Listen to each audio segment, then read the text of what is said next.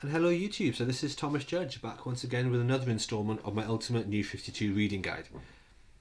Just to give the usual context here, I have to point out that over the last few years I have read the entire DC New 52. That's 3,646 single issues. I've taken all that information and that experience to build a map and an infographic, which is what I'm using for these videos, to dive into and to show you what is the most comprehensive reading guide and a recommendation for the New 52 bar none. This series is a result of that, and today's video is video 8.2, The Dark. Before we go any further, I will stress that even if you think you know what the New 52 is, or you're quite confident to just read one character, if you want to understand my series, you really need to watch the introduction video for this, which will be in the description below. That covers a lot of the broad concepts and jargon and terms that I'll be using that I'm not going to be re-explaining as I go along. So that'll be things like when I talk about the convergence line or type P readers and so on. You might find it confusing, and so please go back and watch that introduction video. But with that out of the way, with no further ado, here is the Ultimate New 52 reading guide. Today's episode is episode 8.2, The Dark. Now, as I said in my last video, this is a title that DC actually used to describe several of their own lines during the New 52 era. They referred to the comics that didn't fit neatly into the usual comic families like Superman and Batman and Justice League and so on. They decided to group those into three broad thematic groups: the Dark, the Young and the Edge. I generally stick with that, although I have split some of them down further and rejigged them a bit, because frankly, after reading it all, I think I have a better idea of what fits where than DC actually did. So no further ado, let's continue diving into the Dark. Now, before I go any further, I will also add, I'm going to try to be positive and I'm going to try to be upbeat in this video, but if you've been following this video series, you know that I personally really don't like supernatural comics. I don't get on with them, I don't find them fun. And so whilst I'll try to be positive, I really think that if you're interested in them, you should definitely check them out. I personally enjoyed very little of what I'm going to be talking about with you. So let's zoom in here, and we've got Flashpoint in the centre, Justice League to the right, Superman below, and the Dark is all the grey circles in between. And this is what we were talking about last time when we covered Animal Man and Swamp Thing and so on. Well, today I want to pick the top part of the Dark, which is these grey circles here, right next to Justice League and Suicide Squad. So this is Resurrection Man. So Resurrection Man was a series that ran from 2011 to 2012. Now this character existed before the New 52, but his origins and nature here is quite fundamentally different, so it's actually preferable that you don't know anything about the original before you dive in here. This series is written by the well-known creative team of Abner and Lanning, sometimes referred to as DNA. So what you can see here is Volume 1, which is called Dead Again. That contains issues 1 to 7. And then, slightly further down here, you've got Volume 2, which is called A Matter of Life and Death. That contains issues 8 to 12 and issue 0. It also includes and contains issues 9 of Suicide Squad. Now, I mentioned this in video 2.3. This isn't a crossover, this is a tie-in. The issues are included here so it all makes sense. You just need to read Volume 2 of Resurrection Man, you'll understand what's going on, that's fine. On that note, not to brag, you will notice that I have located Resurrection Man actually near Suicide Squad. So if you have printed off that map, you can just group things together here because I try to locate everything near where it needs to be located. And again, if you want to read Suicide Squad and you're reading the Suicide Squad run, when you get to the second volume, there will be an issue of Resurrection Man in there. That's fine, you won't need to read the Resurrection Man series to make head or tail of it. It's a nice, simple, self-contained tie-in. So back to Resurrection Man. Overall, what did I think of the series? I thought it was okay, basically. Okay, what should we look at next? Let's see. Let's have a look at these ones. So what do we have here? Right, this is some Forever Evil related stuff. So give me a moment, I just want to make sure that I get all of it in. Now, what we have here is the Forever Evil line, you can see. This is the first red line when you're going from the centre and going out. Just past that, we have our first volume of The Phantom Stranger. So, to talk about this properly, I need to talk about a couple of other things. For those of you that have already read Justice League and are therefore familiar with the Forever Evil event, you will have some familiarity with the character of Pandora. Well, before we go any further looking at Phantom Stranger or Trinity of Sin or anything like that, you need to look at this series tucked away here, just between the Phantom Stranger and Constantine. This is the series Trinity of Sin Pandora, 2013 to 2014. Now, it's actually called Trinity of Sin Pandora, and as you can imagine, given there is an event in the Justice League called Trinity of Sin, this is very much closely linked to that. What you're looking at here is Volume 1, The Curse. That contains issues 1 to 5. Now, given that issues 1 to 3 are already contained in the Trinity War event book, this makes for difficult reading here. You really need to read the Trinity War event book to make head or tails of this. So if we pan out, that's where Pandora is. Let's pan out a bit.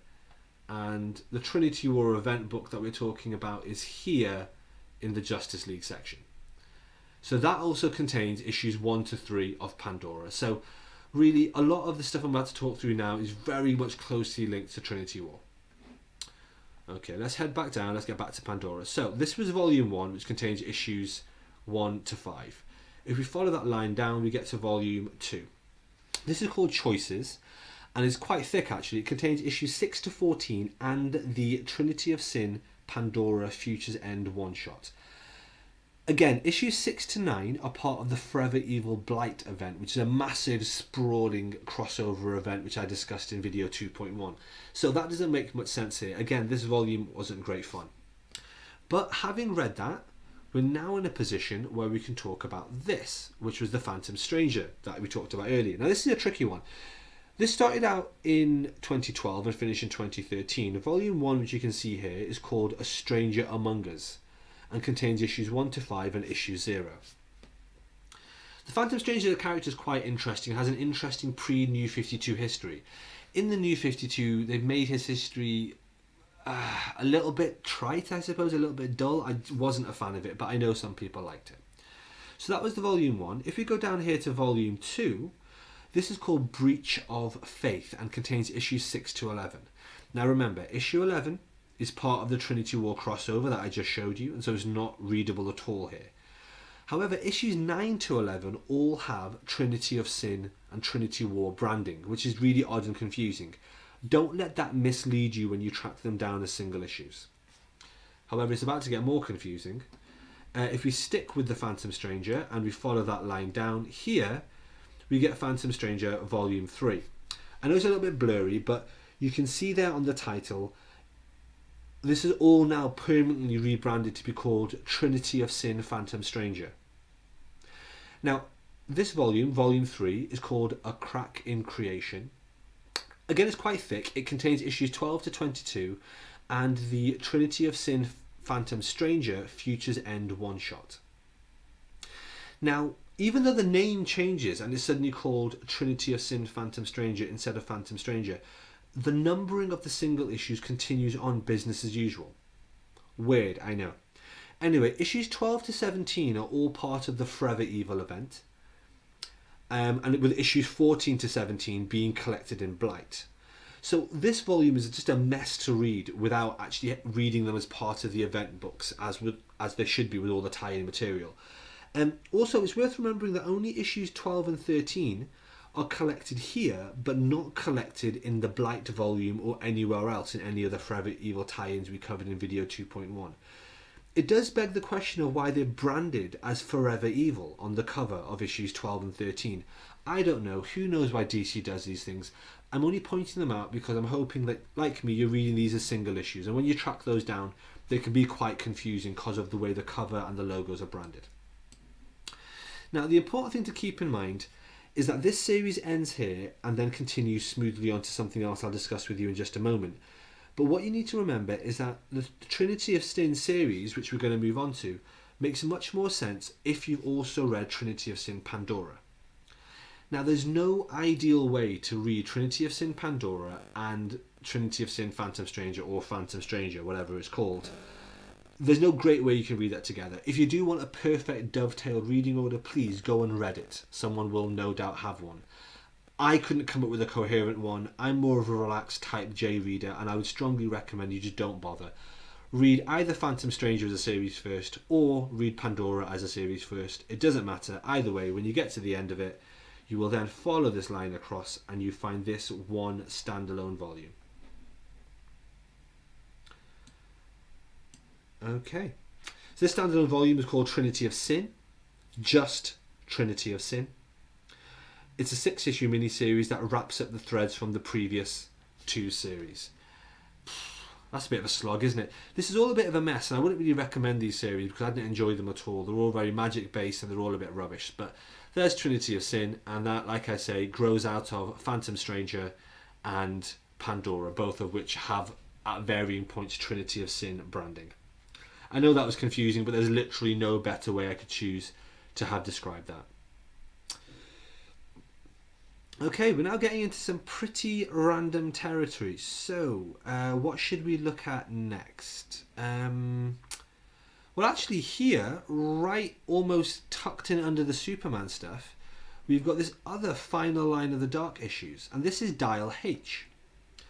You might be familiar from Dial H from DC Rebirth, where it started up again, but this is Dial H from the New 52, and this ran from 2012 to 2013.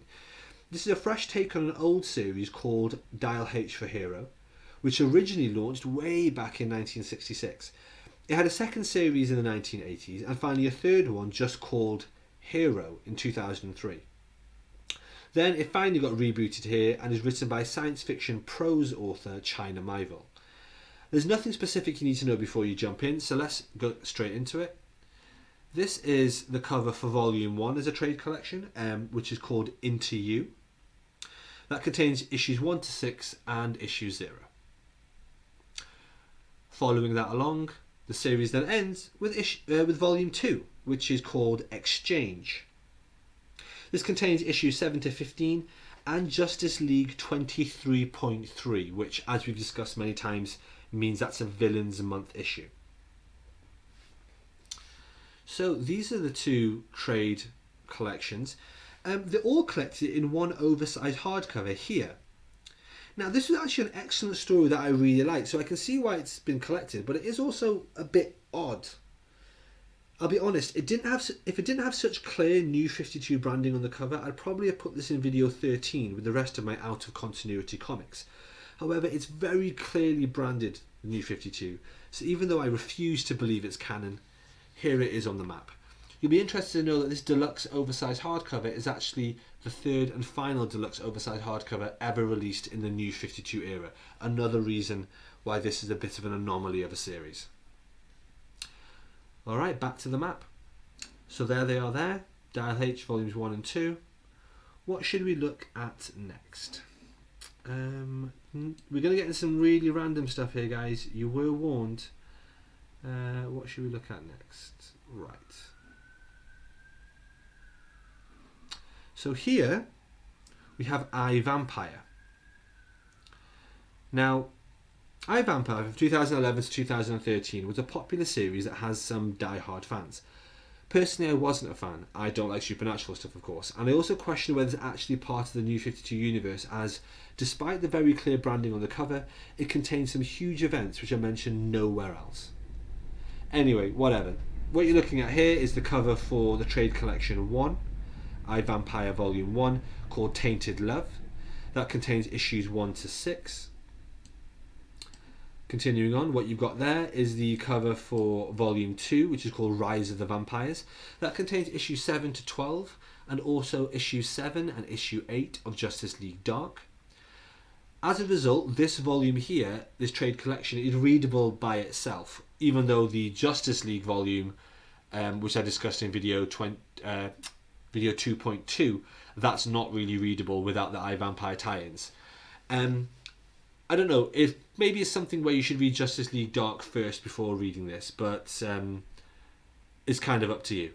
Unfortunately on the map I couldn't find a way to tie Justice League Dark to being physically near I, Vampire, so hopefully you're just paying attention as we're going along. And here we've got Volume 3, which is called Wave of Mutilation, which contains issues 13 to 19 and issue 0. And the series ends there. Okay, what else do we have? Let's see.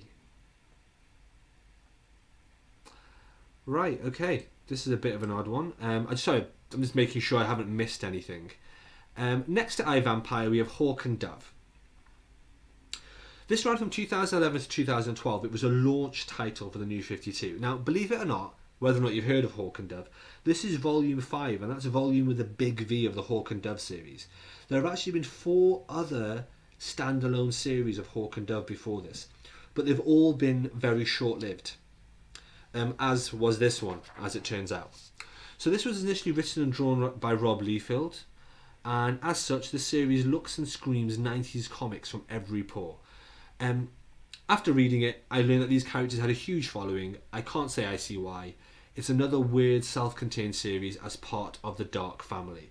It only existed for 8 issues, and that's issues 1 to 8, which you can see in this trade collection here, which is just called Hawk and Dove.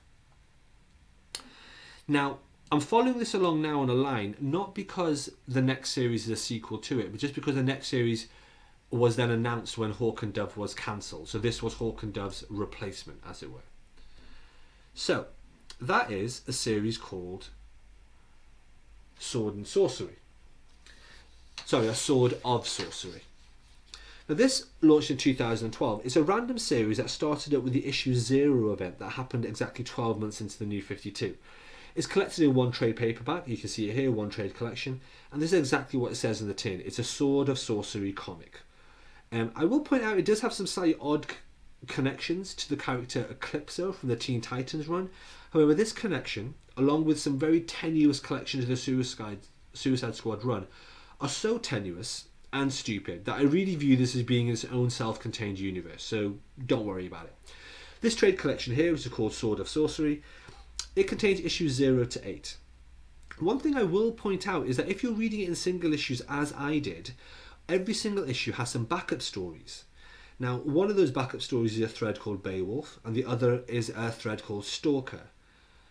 One thing I will point out is that Beowulf is incredibly good, and personally I'm gutted it was never spun out into its own series.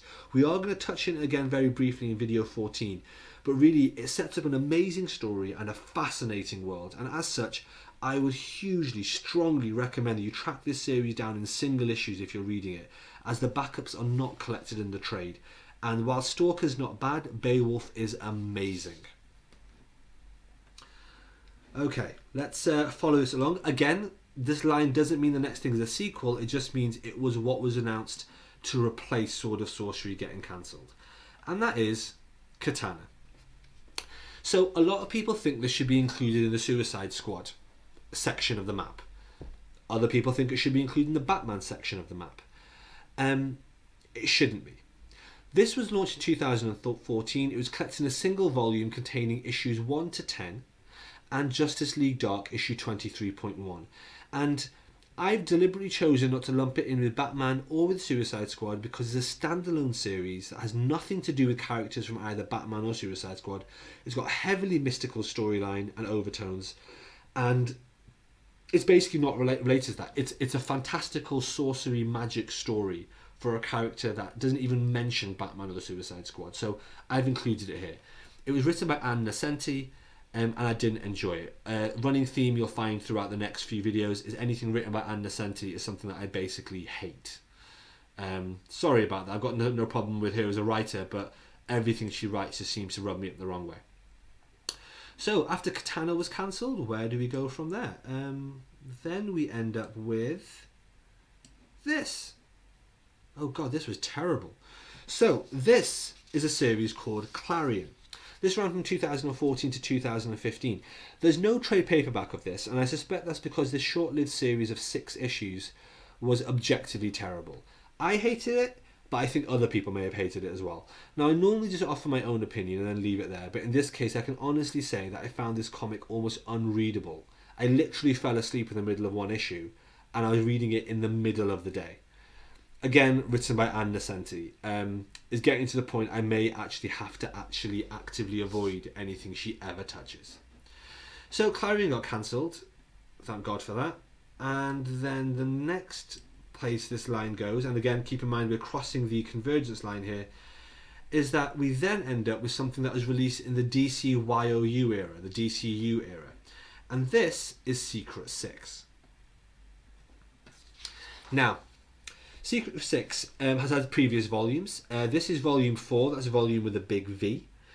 This is written by Gail Simone, and as a result I was very excited to read it because I'd thoroughly adored her Batgirl run in the New 52, and I'd heard excellent things about the preceding Secret Six run, also written by Gail Simone, that ran from 2008 to 2011. However, when I read this, I found it very underwhelming, a bit weird and a bit of a mess. Not recommended. So, volume 1 of Secret Six is here. This is called Friends in Low Places and contains issues 1 to 6. And then volume 2, which is where it gets cancelled, of Secret Six is here. That's called volume 2, The Gauntlet. That's Gauntlet. And that contains issues 7 to 14. Okay, and that's the Secret Six. The reason I stuck all these guys, random though they are, on the one thread is because each of them got released after the preceding one got cancelled, and so it just made sense in my head to do it here. And frankly, I was running out of space on the map to do it in a coherent way. So again, on that line there, we covered a whole variety of different things, including Katana, Sword of Sorcery, Secret Six, Hawk and Dove, Klarion, and so on. And that takes us, ladies and gentlemen, to the end of the dark part of this map. That's the Dark subfamily, done and dusted. Next time we'll be looking at the group that DC called The Young, which we'll get into next time. Thanks for watching, and I hope you enjoyed the video. As always, please like, comment, subscribe and share more widely, and as always, really keen to hear your thoughts. That was the end of the dark. Is there something that I should have included in the dark that I forgot, or is there something I put in there that I shouldn't have? Tweet me and let me know at @IamThomasJudge, or comment below. As always, these videos are only possible thanks to your support by heading over to Amazon and picking up the first episode of my prose novel No Gods or Kings. It's available for less than $1. It's a series of interviews from a future where superpowers are real, and the entire world has changed dramatically as a result. If you have Kindle Unlimited, the first volume is already completely free. If you fancy checking out a free excerpt of it first, head over to my website nogodsorkings.com, which is in the description below, where you can also download the map and infographic I created for this video for absolutely free. So whilst you're there, why not pick up the first book and support the channel? Until next time, stay classy.